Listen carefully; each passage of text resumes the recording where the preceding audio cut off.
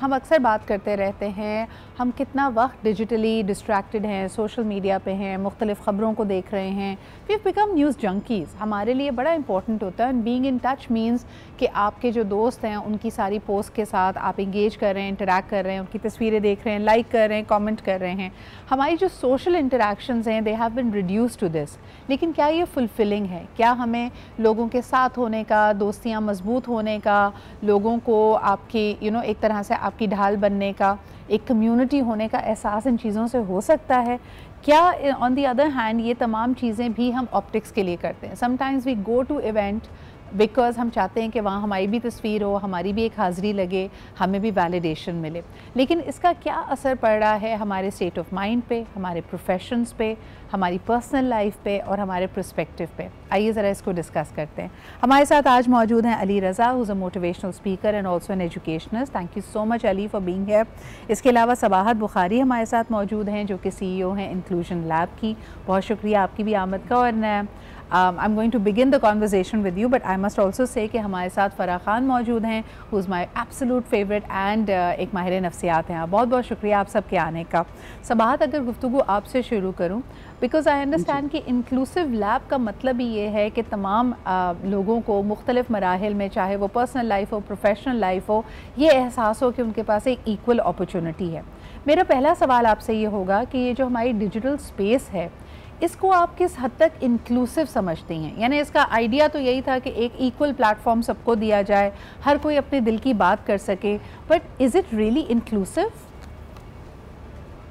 मैं इसको आपने सवाल बहुत अच्छा किया है सिद्रा। मैं इसको एक बात ही कहूँगी कि technology is a very big equaliser. बिल्कुल। इसमें सवाल ये पैदा होता है कि अ, वाक़ई ये इंक्लूसिव है कि नहीं है? तो बाय नेचर तो है, लेकिन जी। क्या हम सबको इसके ऊपर ला सके हैं? तो जवाब इसका होगा कि नहीं, हम सही। सबको इस पर नहीं ला सके हैं।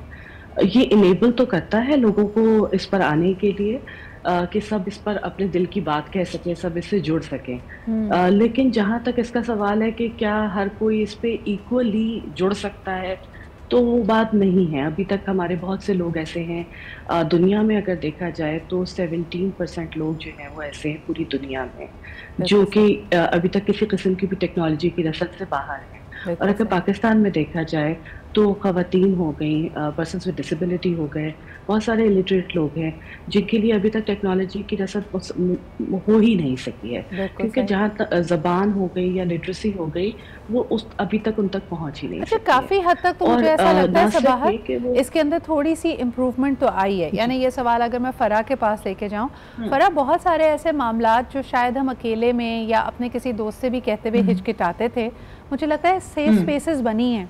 ग्रुप्स लाइक सोल सिस्टर्स, जिस पे I am sure a lot of yes, people argue कि क्या ये पॉजिटिव है, यस, टॉक्सिक है, फेमिनिस्ट है, बहुत सारे उसको टाइटल्स दिए गए। लेकिन बहुत सारी दैट्स राइट। ख़वातीन के लिए it is an outlet where they can discuss and have a space where they are not feeling very judged, और वो दिल की बात खुलकर कह सकती हैं। इस पे आप क्या कहेंगी? एब्सोल्युटली।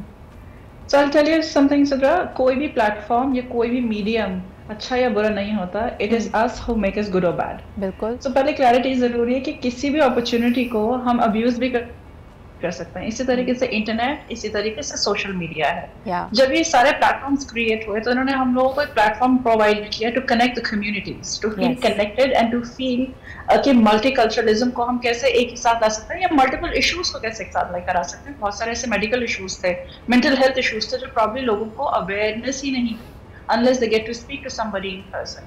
तो जो प्लेटफॉर्म्स क्रिएट हुए हैं, इनसे बहुत हद तक आपकी रीच ग्लोबल हुई है। आज आप पाकिस्तान में बैठ के किसी भी ऐसे साइकोलॉजिस्ट या थेरेपिस्ट या काउंसलर से कनेक्ट हो सकते हैं जो दुनिया में कहीं भी अवेलेबल है, उनके इंस्टा पेज के थ्रू।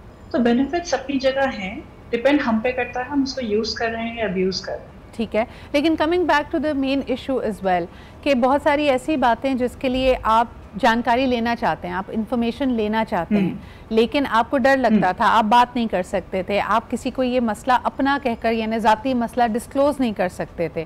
कई ऐसे तबके हैं ना, तो जैसे ससुराल के साथ अगर प्रॉब्लम हो रही है, हस्बैंड से रिलेटेड कोई जहनी हम आहंगी का मसला है, क्या इन चीज़ों को ऑनलाइन डिस्कस करना चाहिए अगर आपके पास सपोर्ट अवेलेबल हो? Do you feel that's appropriate? So I'll tell you something. The best method here is, जो कि social media पे हम सभी observe करते होंगे, that there is an option of coming and sharing your stuff out, venting it off by being anonymous. This means that you're not disclosing your identity. आपकी privacy maintained है, आपकी confidentiality hamper नहीं हो रही है, and you can still vent off, and they can be उसमें hundreds of comments होते हैं, suggestions होते हैं, और कुछ तो बहुत authentic platform के tags भी वहाँ पर मौजूद हैं, which means कि मेरे एक message कर देने से और लोगों की हेल्प आई है. So if you look at it that way, हो सकता है वो हेल्प ना भी ले रहे हो, लेकिन वेंटिंग इट ऑफ एंड सेइंग, जब हमें ये आइडिया चलता है कि I am not the only person suffering from XYZ issues, बिल्कुल सही, सो मच एट रिलीफ. बिल्कुल सही. अच्छा, इसी सवाल को अगर मैं यूथ के ऊपर लेके आती हूँ, अली ये सवाल मैं आपके पास लाना चाहूँगी कि मुझे बताएं, बहुत दफ़ा पेरेंट्स के लिए बड़ा शॉकिंग होता है कि हमारे बच्चे किन कम्युनिटीज़ में हैंग आउट कर रहे हैं, किन टॉपिक्स के बारे में इंफॉर्मेशन ले रहे हैं, किन टॉपिक्स के बारे में अपने पर्सनल व्यूज़ का इजहार कर रहे हैं. जैसे वो रिलीजन से रिलेटेड भी हो सकते हैं, जियोपॉलिटिकल सिचुएशंस भी हो सकती हैं, या बहुत पर्सनल इन्फॉर्मेशन भी हो सकती है. तो कोई ऐसी चीज़ जो आपने एक्सपेक्ट नहीं की थी, क्योंकि पेरेंट्स कई दफ़ा बहुत डिस्कनेक्टेड होते हैं अपने बच्चों से, तो प्री टीन या एडोलेसेंट बच्चा आपका, अगर आपके पास इन्फॉर्मेशन आए कि इस तरह की किसी कॉन्वर्जेसन में इंगेज कर रहा है, पेरेंट्स का एकदम रिएक्शन क्या होता है? देखिए, इसके अंदर सिद्रा, जो मोस्टली सोशल मीडिया है वो फ्री है, फ्री ऑफ कॉस्ट है, तो कोई ना कोई तो कॉस्ट आपने पे करनी है ना, तो वो कॉस्ट अपने वक्त की सूरत में आप पे कर रहे हैं, और जो रिलेशंस आपके डिस्कनेक्ट हो रहे हैं उसकी सूरत में आप पे कर रहे हैं. जहाँ तक आपने सवाल किया, इशू ये है कि इंटरनेट के ऊपर या सोशल मीडिया के ऊपर इन्फ्लेक्स ऑफ इन्फॉर्मेशन है जी. अब चैनलाइज किस तरह से करें? जब आप बच्चों की तरबियत कर रहे होते हैं तो मुख्तलिफ इन्फॉर्मेशन को आप चैनलाइज कर रहे होते हैं कि किस वक्त क्या बच्चे के पास इन्फॉर्मेशन होना चाहिए. बट सोशल मीडिया के ऊपर आप चैनलाइज नहीं कर सकते, क्योंकि आपको पता ही नहीं कि आपका बच्चा किन पेजेस पे किन लोगों के साथ कनेक्ट कर रहा है. सही.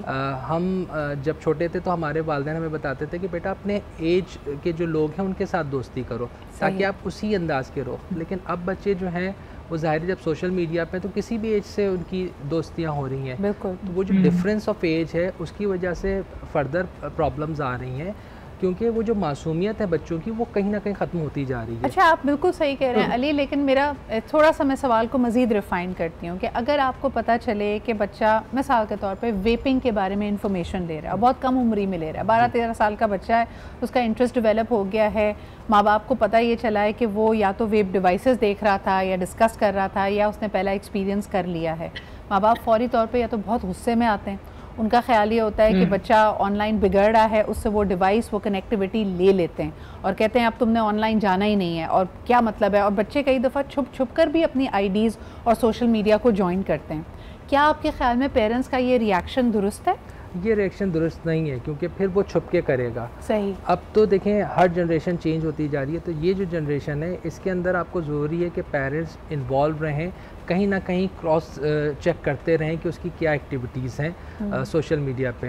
पहले तो आप चेक कर सकते थे कौन दोस्त हैं, किन लोगों से मिल रहा है, लेकिन सोशल मीडिया पे बड़ा मुश्किल है. सही. और सोशल मीडिया पे जहाँ बहुत सी चीज़ें पॉजिटिव हैं, वहाँ पे स्कैम भी बहुत से हैं. आज आप देखते हैं कि आप न्यूज़ के अंदर ऐसी चीज़ें आती हैं कि बच्चे जो हैं वो किडनैप हो गए या किसी किस्म की और मॉनेटरी बेनिफिट के सिलसिले में कहीं पे वो फंस गए, और प्लस ये ड्रग्स यानी बहुत आसानी से वर्गलाया जा सकता है. नासेबा हरकत या किसी भी इलीगल एक्टिविटी की तरफ बच्चों को माइल किया जा सकता है, जहनों को रेडिकलाइज किया जा सकता है, चाहे आपको वायलेंस की तरफ तरगीब देना हो, रिलीजन को हथियार बनाना हो, तो इट्स वेरी इंपॉर्टेंट कि आप उसको मॉनिटर करें. ऐसी है कि इस एज के अंदर बहुत जल्दी बच्चे जो है वो किसी ना किसी इन्फ्लुएंस के अंदर आ जाते हैं. एब्सोल्युटली. अच्छा, ये तो बात बच्चों की हो गई. वापस आपके पास सबाहत आना चाहूँगी कि अगर बड़े बच्चे यानी जो एडल्ट्स हैं वो इस किस्म की एक्टिविटीज़ में मुलव्वस हों तब क्या करें?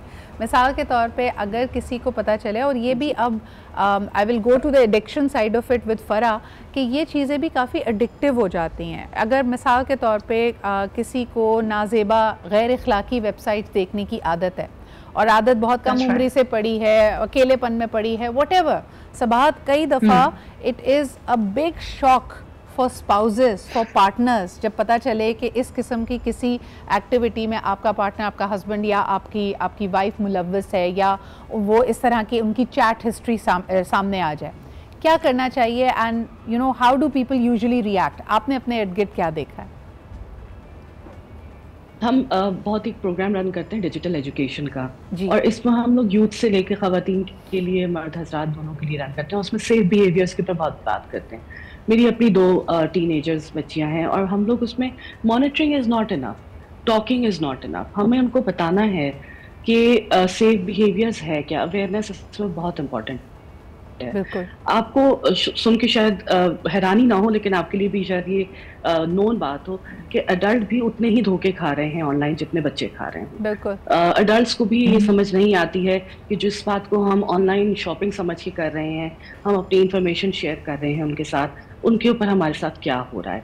जिस बात को हम पोर्न वेबसाइट समझ के देख रहे हैं, हम क्या क्या उनके साथ शेयर कर रहे हैं। तो वो अपनी तरफ से तो शायद पोर्न वेबसाइट देख रहे हो, लेकिन वो क्या क्या चीजें शेयर कर रहे हैं उनके साथ, उस इंफॉर्मेशन के साथ क्या क्या हो रहा है उनको नहीं मालूम है। तो उनके लिए भी सिर्फ एक इंफॉर्मेशन के तौर पर, वो भी एक इंफॉर्मेशन ही है ना, फॉर्म ऑफ इंफॉर्मेशन है उनके लिए, चाहे वो एंटरटेनमेंट इंफॉर्मेशन है उनके लिए, चाहे वो किसी भी तरह की इंफॉर्मेशन है। उनको वो इंफॉर्मेशन देना जरूरी है कि इसके बिहाइंड क्या चीज चल रही है जो आप शेयर कर रहे हैं, और आपके साथ क्या हो सकता है। एज स्पाउस बिहेवियर, ये तो फराह आपको ज्यादा बेहतर बता सकेगी। मैं इंफॉर्मेशन के पॉइंट पर ज्यादा अगर बात करूं, बिल्कुल, और आपने बिल्कुल सही कहा कि कई दफा बताई जाती है तो उनको शॉक लगता है। बज़ाहिर बड़ी बेज़रर नजर आने वाली चीज actually is getting information out of you. आपने बड़ा सही कहा कि इसमें वायरसेस हो सकते हैं, इसमें आपकी जो प्राइवेट इन्फॉर्मेशन है, जिसमें आपकी बैंकिंग डिटेल्स हो सकती हैं, आपका डेटा हो सकता है, इसके ऊपर कोई हमलावर हो सकता है, मैलवेयर इसमें शामिल हो सकता है। तो मुझे ये बताइएगा आपके एक्सपीरियंस में सबाहा, जब ये बात आप एडल्ट से शेयर करते हैं कि आपको लग रहा है बज़ाहिर आप स्कैम नहीं हुए, लेकिन आपकी बहुत सारी कीमती डेटा इन्फॉर्मेशन उन तक पहुँच गई है, तो उनका क्या रिएक्शन होता है? उनको शॉक लगता है। उनको ये पता चलता है कि आपकी अपनी पिक्चर्स भी कैच हो रही हैं जब आप ये वेबसाइट देख रहे हैं। तो वो एकदम एक शॉक, एक दुख में मुब्तला हो जाते हैं कि हमारे साथ क्या हो गया। उनको जब ये पता चलता है कि आपकी भी एक कैमरा आपके जाने बगैर यूज हो रहा था, वो आपकी तस्वीरें भी जा रही थी, तो उनको एक लगता है कि जैसे वो वायलेटेड हुए हैं। तो फिर वो एक ट्रॉमा से गुजरते हैं, और उनको ये बताना पड़ता है कि आप इस ट्रॉमा का शिकार हो सकते हैं आपके जाने बगैर भी। Piece of information Sabaha, thank you कि आपने इसको रेज़ किया। एक कॉलर भी हैं हमारे साथ, उनसे मैं बात करके एक ब्रेक पे जाऊंगी। लेकिन जितने लोग, याद रखिए कि किसी भी किस्म की ऐसी इंफॉर्मेशन को कंज्यूम कर रहे हैं जो कि गैर अखलाकी है, स्टिग्मेटाइज्ड है, या हिडन है, या टैबू है, याद रखिए कि आपका कैमरा और आपकी उस वक्त जो इंफॉर्मेशन है वो भी कैप्चर की जा रही है। This is such an important point. हाँ जी, कई दफ़ा जब आप ज़्यादा वक्त ऑनलाइन गुजार रहे होते हैं, चाहे आप डिस्ट्रैक्टेड हैं, इवन अगर आप बहुत ज़्यादा प्रोडक्टिव काम भी कर रहे हैं, ये एक ऐसी पैरेलल दुनिया है जो आपको अपनी तरफ खींच लेती है। ना आपको वक्त का एहसास रहता है, ना आपको ये पता होता है कि आपने कितने अपने इमोशंस को, how is it impacting you at an emotional level. और ये ख़ास तौर पे जो बाउंड्रीज़ हैं with your time, with your screen time, आपको छोटे बच्चों के अंदर या यंग अडल्ट्स के अंदर क्रिएट करनी बहुत ज़रूरी है। मैं आपके पास आना चाहूँगी फ़रा, अक्सर ये भी देखने में आया है, और ये मेरे ख़्याल में जब .com रेवोल्यूशन आई थी इन दी अर्ली 2000 तब से लेके अब तक की स्टडीज़ ये पॉइंट आउट करती हैं कि बहुत सारे वो लोग जो डिजिटली काम करते हैं, जो ऑनलाइन कनेक्टेड रहते हैं, IT प्रोफेशनल्स हैं, it is very strange that their personal lives are most disturbed. तो इसमें आपने क्या मुआवजा किया, इसकी क्या वजूहात बनती हैं? वो तन्हाई पसंद हो जाते हैं, आम तौर पे उनकी बोलचाल में कनेक्शन या वार्मथ कम हो जाती है। On the other hand they feel far more relaxed when they are making online conversations. कई ऐसे लोग जो आपको इंट्रोवर्ट्स लगते हैं, खामोश तबीयत लगते हैं, अगर आप उनसे ऑनलाइन इंटरेक्ट कर रहे होते हैं तो वो ठक ठक आपसे चैटिंग भी करते हैं, आपको लंबे लंबे ईमेल्स लिखते हैं। और ये उन लड़कियों के लिए मैंने आपसे सवाल किया है जो अक्सर उनकी शादियां बाहर हो रही होती हैं और उनको लगता है कि अच्छा जी लड़का IT में काम करता है, तो जब तक वो मंगनी के पीरियड में बात कर रही हैं तब वो चैटिंग हो रही है, ईमेल्स हो रही है, लेकिन जब जाके साथ रहते हैं तो पता चलता है ये तो शख्स बात ही नहीं करता, बहुत खामोश तबीयत है। ये डिफरेंस ऑफ पर्सनालिटीज़ कैसे आ रहा है? That's because सर मैं इस चीज़ को ऐसे एक एग्जांपल से एक्सप्लेन करूंगी। कोई भी हैबिट फॉर्मेशन में 21 डेज लगते हैं। अच्छा। लेकिन अगर कोई किसी प्रोफेशन को फॉलो कर रहा है तो वो साल 10 साल इस चीज़ को फॉलो कर रहा है। इसका मतलब है कि 5 साल, 6 साल, 10 साल वो सिर्फ हैबिट नहीं रहता है, वो आपकी पर्सनालिटी का हिस्सा बन जाता है। जी। Now let's understand, we are social beings, human beings are social beings, but at the same time हम लोग बड़ी जल्दी अडेप्ट कर लेते हैं जिस भी लाइफस्टाइल में हम लोग उठ बैठ रहे होते हैं। हमारे काम की अगर नौयत ऐसी है कि जिसमें हम लोग को रिस्ट्रिक्ट होना है स्क्रीन के सामने, तो आप नोट करें 8 घंटे आप स्क्रीन के सामने बिकॉज आप काम कर रहे हैं। अगर आप 8 घंटे सो रहे हैं तो आपके दिन के 16 घंटे निकल गए हैं। बाकी जो 8 घंटे हैं उसमें आपके पास probably you're eating, you're getting your chores done and everything, तो उसमें सोशल इंटरेक्शन की अपॉर्चुनिटीज आपको नहीं मिलती हैं। तो पूरा आपका 24 आवर्स का जो पैकेज है वो या तो आपका गुजर रहा है स्क्रीन के सामने या फिर आपका गुजर रहा है अपने साथ। ऐसे मोमेंट में आपको वो कॉन्फिडेंस ही नहीं रहता है कि जब आप वाकई किसी सोशल सेटिंग में होंगे तो आप कैसे करेंगे उन कॉन्वर्सेशंस को।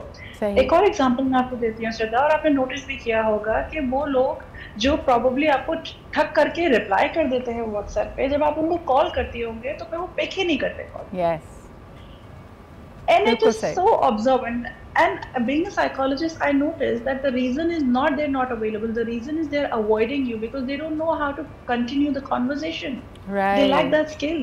हाँ, उनको वो ढाल पसंद है, they like that little shield that they have where not, well they are not vulnerable या बहुत ज़्यादा transparent नहीं है। माफ़ कीजिएगा, लेकिन इन सोशल सेटिंग्स या जब आपको एक्चुअल कॉन्वर्जेसन करनी है, आपकी टोनैलिटी, आपके एक्सप्रेशंस, हो सकता है आपकी बॉडी लैंग्वेज, आपका आई कांटेक्ट, ये बहुत कुछ कन्वे करता है। And that is something that they either have not developed a skill or they are not comfortable in doing that. Ali, दूसरा सवाल यही आपके पास लेके आती हूँ, क्योंकि अब बहुत सारी ख़वातीन ये समझती हैं कि जी हम ऑनलाइन काम कर लेते हैं क्योंकि घर से अगर बाहर जाने की इजाज़त नहीं है, तो ख़वातीन का और मर्दों का दोनों का स्क्रीन टाइम बहुत ज़्यादा बढ़ गया है। How do you think it is affecting the marital life? यानी लोग अक्सर घरों में रहकर भी डिस्कनेक्टेड हैं, साथ बैठकर अगर टीवी स्क्रीन के सामने भी बैठे हैं तो साथ साथ अपना मोबाइल चला रहे हैं, सोशल मीडिया देख रहे हैं। अब हमारे यहाँ कंपेनियनशिप या अच्छे दोस्त होने का मकसद ये रह गया है कि मैं अपनी पसंद की रील आपसे शेयर कर लूँ, आप दिन में एटलीस्ट 2-3 जोक्स मुझसे शेयर कर लें।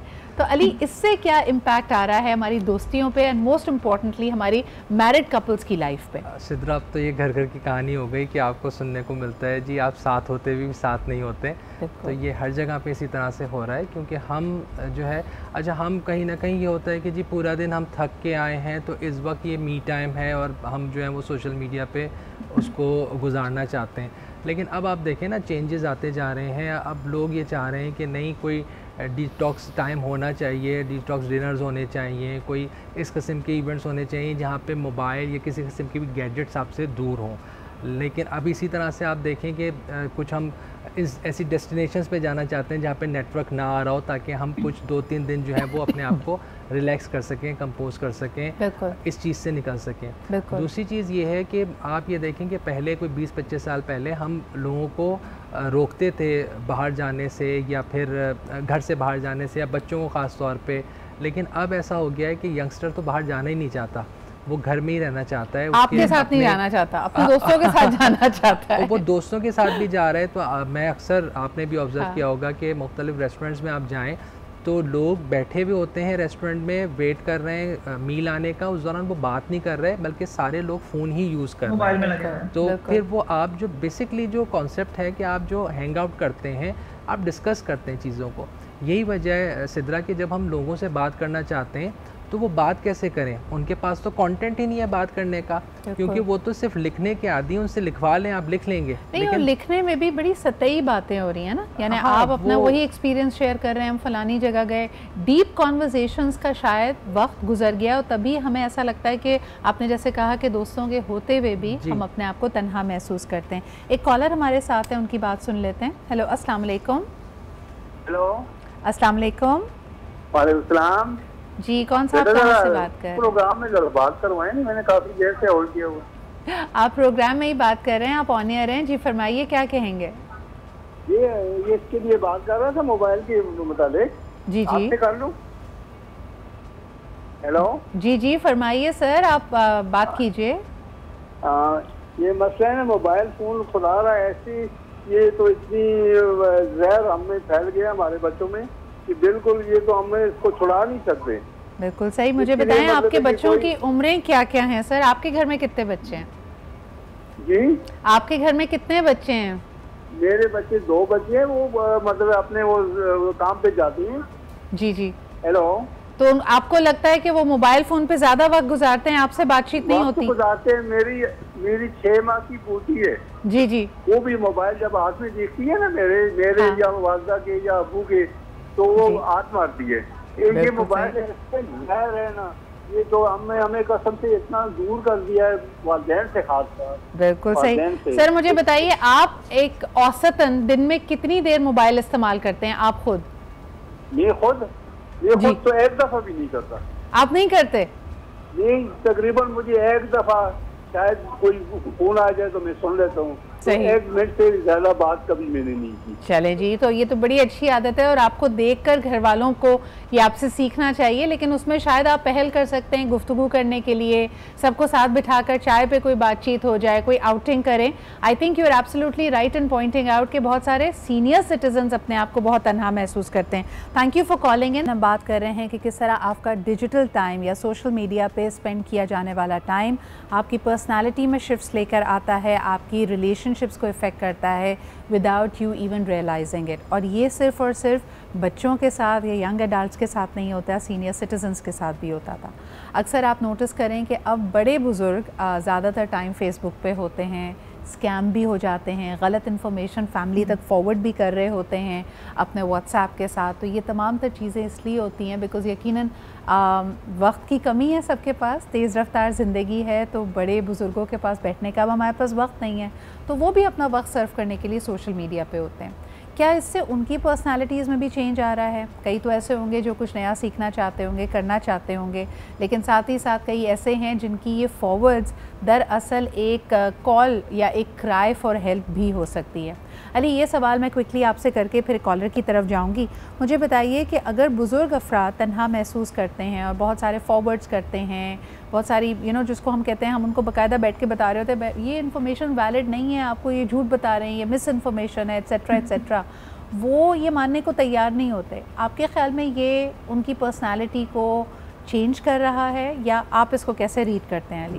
देखिए सिद्रा, जो थोड़े से यंग पेरेंट्स हैं उनकी तो अलग बात है, वो तो खुद ही इसी एज के अंदर वो हैं, लेकिन ऐसे जो पेरेंट्स हैं या सीनियर सिटीज़न है वो में भी आपके ग्रैंडफादर ग्रैंडमदर की सूरत में भी हो सकते हैं। Anybody who's above the age of 60. Exactly.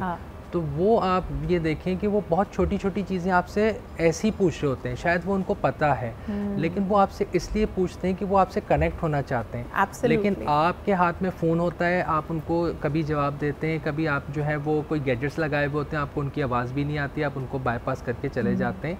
तो वो एक ज़ाहिर है उनके अंदर एक कमी महसूस हो रही है कि वो किसी से बात नहीं कर सकते, उनको आपसे पैसा नहीं चाहिए, उनको आपसे किसी किस्म की खिदमत नहीं चाहिए, उनको सिर्फ आपका थोड़ा सा वक्त चाहिए, वक्त और तवज्जो चाहिए। लेकिन अली, मुझे ये बताएं कि हम बचपन में भूल जाते हैं कि हमारे पेरेंट्स ने हम पे कितनी मेहनत की है, यानी चाहे मैथ्स के सम्स हों या उर्दू हो या इंग्लिश हो, वो कितनी दफ़ा बैठकर हमारे कॉन्सेप्ट्स को क्लियर करते थे, हमें तवज्जो देते थे। लेकिन आज एक से दूसरी दफ़ा अगर सोशल मीडिया का थोड़ा सा आउटलुक बदल गया है और वो हमसे कहते पता नहीं मेरा मैं तस्वीरें शेयर की थी वो कहाँ चला गया या फलाना कॉन्टैक्ट कहाँ चला गया, तो हम झुंझला जाते हैं, हम जवाब नहीं देना चाहते। वो पेशेंस लेवल हमें है ही नहीं। जो हमारे पेरेंट्स के अंदर था, वो बहुत सी चीज़ें हम बचपन में उनसे बार बार पूछते थे और ज़ाहिर है बहुत सी वो सिली चीज़ें थी, फजूल चीज़ें थी, हम जो उनसे पूछते थे लेकिन वो हमेशा हमें आंसर करते थे, बड़ी अच्छी तरह से करते थे। लेकिन आज अगर हम उनको कुछ सिखा सकते हैं, बेसिकली सिखा नहीं रहे, अब जो डिजिटल एज है उसके तकाज़ों के मुताबिक हम जानते हैं, वो शायद इतना नहीं जानते, तो अगर हम उनको कुछ बता रहे हैं, हम फैसिलिटेट कर रहे हैं, तो हम बहुत जल्दी झुंझला जाते हैं, इसमें कोई शक नहीं है। बिल्कुल, और बल्कि अगर आप उनको एम्पावर करें तो आज के नए तरीके आप बता सकते हैं। Like my mother when she went to Canada, एक ओरिएंटेशन का प्रोसेस होता है। ऐसा नहीं कि आपके पेरेंट्स समझदार नहीं हैं, पढ़े लिखे नहीं हैं, लेकिन किसी भी नई चीज़ को सीखने में वक्त लगता है। लेकिन अगर आप उनको एम्पावर करते हैं, with time my mother learned absolutely कि ई शॉपिंग कैसे करनी है, घर के सौदा सल्फ आपने कैसे मंगाना है या फिर ऊबर कैसे ऑर्डर करनी है। लेकिन थोड़ा सा वक्त आप इनको दें, सो जो बेनिफिट्स आप ले रहे हैं ये भी ले सकेंगे। कॉलर से बात करते हैं। हेलो, अस्सलाम वालेकुम। जी वालेकुम सलाम, आप कैसी हैं? सिजरा खैरियत से हैं? अल्हम्दुलिल्लाह, बिल्कुल ठीक ठाक। कौन साहब कहाँ से बात कर रहे हैं? मैं कामरान बोल रहा हूँ कराची से। आपका टॉपिक आज बड़ा इंटरेस्टिंग है और बड़ा रियलिटी के करीब है जो आजकल एनवायरनमेंट चल रही है। उसमें देखें ये जो ऐप्स हैं, सोशल ऐप्स हैं, व्हाट्सएप हैं, ये आप अगर दूसरे साइड से देखें तो ये आपकी लोनलीनेस का एक दूसरा सहारा है। तो हमने जो लोगों को लोनलीनेस जो होती है ना मुब्तला, लोग जो है ना अगर किसी का गाड़ी में भी वेट कर रहे होते हैं ना तो वो ऐप को देख रहे होते हैं। बिल्कुल सही। कामरा साहब, आपने एक इस्तिलाह सुनी है, बहुत ज़्यादा इस्तेमाल की जाती है, थर्स्ट ट्रैप के नाम से, आप इसके बारे इससे वाकिफ़ हैं? नहीं, मैं इससे वाकिफ नहीं हूँ, मगर मैं आपको ये अपना एक पॉइंट ऑफ व्यू दे रहा हूँ। हाँ। कि इग्नोरेंस एक बड़ी चीज है, और दूसरी बात ये कि आप हम लोग कोई अच्छी चीज को अच्छा सीन भी आता है ना, अगर समझ लेंगे खूबसूरत पहाड़ है, झील है, तो हम सोचते हैं कि वो तो हम इस पे ही देख लेते हैं, यार इसको सामने देखने की क्या जरूरत है। बिल्कुल सही कह रहे हैं। बल्कि किसी ऐसी जगह पे जाते हैं तब भी हमारी कोशिश होती है कि उन लम्हों को हम फौरी तौर पे कैप्चर कर लें। बहुत शुक्रिया आपके कॉल करने का। लेकिन जो बात मैं कह रही थी फरा, मैं आपके पास लेके आती हूँ थर्स्ट ट्रैप। मुझे ऐसा लगता है कि हर इंसान को ख़ुद पसंदी और तारीफ़ करना, वैलिडेट होना बहुत पसंद है, लेकिन अब अगर हम अपने घर वालों के साथ रहते हैं, रोज़ वो आपकी तारीफ़ नहीं करेंगे, रोज़ आपके पहनावे की तारीफ़ नहीं होगी, आपकी अच्छी आदतों की तारीफ़ नहीं होगी, आपकी बालों की तारीफ़ नहीं होगी, एट्सेट्रा एट्सेट्रा। तो अक्सर आप ये देखें बिटवीन कपल्स मैंने नोटिस किया है कि अगर ख़ातून की तारीफ़ नहीं आप करते या मर्द हजरात को तारीफ़ नहीं मिलती तो वो अक्सर अपनी नई से नई कोई स्टाइलिश सी डैशिंग सी तस्वीर डीपी के तौर पे लगाते हैं, और इस बात से बहुत महजूज़ होते हैं जब उनको अटेंशन मिलती है, लाइक्स मिलती हैं, लोग उस पर कमेंट्स करते हैं। क्या आपको लगता है इस फिनोमेना को ज़रा साइकोलॉजिकली ब्रेक डाउन करके बताएं कि क्या ये दो लोगों को करीब ला रहा है? Is it becoming an addiction to validation? आप इसको कैसे देखती हैं एज अ साइकोलॉजी प्रोफेशनल? तो सिद्रा, ये जो ह्यूमन नेचर है इसमें ये किसी भी एज ग्रुप पे अप्लाई नहीं होता, चाहे बच्चा हो, बड़ा हो या बूढ़ा हो।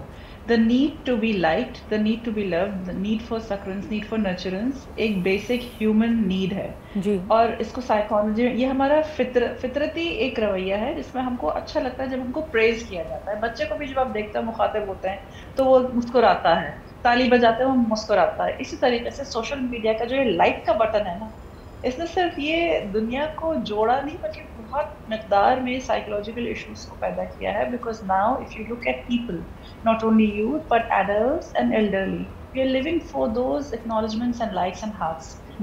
यहाँ तक कि इस लेवल पे पहुंच गया है कि हम लोग सिर्फ अपने ही लाइक्स नहीं, किसी की पोस्ट पे किसी दोस्त ने कुछ पोस्ट किया और उसकी पोस्ट पे कितने लाइक्स और किन किन के लाइक्स, हम उस लिस्ट में भी जाके चेक कर रहे होते हैं। तो what we are doing right now is, अगर इस वक्त पूरी चीज को साइकोलॉजिकली देखिए तो हम लोगों को बजाय इसके कि खुद एतमादी हो, that what I am feeling fulfilled in myself, I have a complete peace within myself, उससे ज़्यादा मुझे ये फिक्र रहती है कि क्या लोग मुझे एक्सेप्ट कर रहे हैं या नहीं कर रहे हैं। बिल्कुल। और जैसे हम कई दफ़ा, बिल्कुल सही कह रही हैं फ़रा, और जैसे हम कई दफ़ा डिस्कस कर चुके हैं कि अगर दिन में 3 लोग भी आपको फ़िज़िकली आके आपकी तारीफ़ करें, हमारा दिन बहुत अच्छा गुजरता था। लेकिन ये एक ऐसी भूख है, ये एक ऐसी नेवर एंडिंग रिक्वायरमेंट है कि आपके पास 1000 लाइक्स भी होती हैं तो भी हमें कम लगती हैं। सबात, आपके पास ये सवाल लेके आना चाहूँगी इन द प्रोफेशनल स्फीयर्स कि पहले हम जो स्टेटस लगाते थे तो यकीनन आप देखिए लिंक्डइन वगैरह पे तो अपनी अचीवमेंट्स का लगाएंगे, लेकिन अगर आप अपने किसी कॉलीग का शेयर्स देखें, क्या ये हमें लगता है कि ये आईना है उनकी साइकोलॉजिकल स्टेट का, उनकी मेंटल स्टेट का? मिसाल के तौर पे अगर कोई बार बार उदास रील्स लगा रहा है, कोई ऐसे कोट्स को या चीज़ों को, कंटेंट को शेयर कर रहा है जिसमें नज़र आ रहा हो कि एक इंसान स्ट्रगल कर रहा है और अपने आप को बकअप कर रहा है, कोई मोटिवेशनल कोट लगा रहा है, तो क्या हमें कंसर्न्ड होना चाहिए? Is that also described as a call for help? हम लोग तो बताते हैं लोगों को कि आप जो कुछ अपना सोशल बिहेवियर शो कर रहे हैं सोशल मीडिया के ऊपर, वो आपका ऑब्जर्व हो रहा है, और सोशल मीडिया के बिहेवियर को हम स्टडी भी करते हैं एज एन HR प्रोफेशनल। अब तो हम काफ़ी ज़्यादा पूछवाते भी हैं लोगों से। देखिए, फेसबुक को भी 21 साल लगे हैं डिसलाइक का बटन देने में। लाइक का बटन पहले से था और अब इस साल उन्होंने डिसलाइक का बटन जो है वो इंट्रोड्यूस कराया है, जिसमें आप कमेंट को डिसलाइक कर सकते हैं। तो उन्होंने भी सोच समझ करके इस चीज़ को दिया है। ये बात सोचने वाली है कि जो लोग अपने आपको जिस तरह से भी वल्नरेबिलिटी अब शो करने लगे हैं, वो किस लिए शो कर रहे हैं? वो भी एक वैलिडेशन है कि मेरे दुख का जो है वो मैं इज़हार करूं, या मैं वो अटेंशन सीकिंग बिहेवियर है। ये अटेंशन सीकिंग बिहेवियर किसी भी तरह से हो सकता है। कुछ लोग अपने दुख के इज़हार के लिए अटेंशन सीकिंग करते हैं, कुछ अपनी चीज़ों की अचीवमेंट शो करके करते हैं। लेकिन हम लोग जिस भी बिहेवियर को कैप्चर करना चाहते हैं, चाहे प्रोफेशनल सेटिंग में करें, चाहे पर्सनल सेटिंग में करें, लोगों की इंफॉर्मेशन को यूज़ करना एक बड़ा मैं समझती हूँ कि एक जिम्मेदाराना काम बिल्कुल होना सही। चाहिए और बहुत होता बहुत है, शुक्रिया सबाहत। क्योंकि और वो आप अनइंटेंशनल जी, है। यू आर एब्सोल्युटली राइट कि कॉन्शियस, सबकॉन्शियस, अनइंटेंशनल जो भी चीज़ आप शेयर कर रहे हैं उसको यूज़ करते हुए लोग आपके बारे में एक राय बना रहे हैं। बहुत शुक्रिया Ali, Farah and Sabahat for thread bearing it for us. चाहे वो हम यंग एडल्ट्स की बात करें, बच्चों की बात करें, आपका जो रवैया है, आपका जो बिहेवियर है ऑनलाइन, वो आपके बारे में बहुत कुछ बताता है। सो बी माइंडफुल ऑफ इट। इंशाल्लाह ताला पीर के रोज़ आपसे फिर मुलाकात होगी। खुदा हाफ़िज़।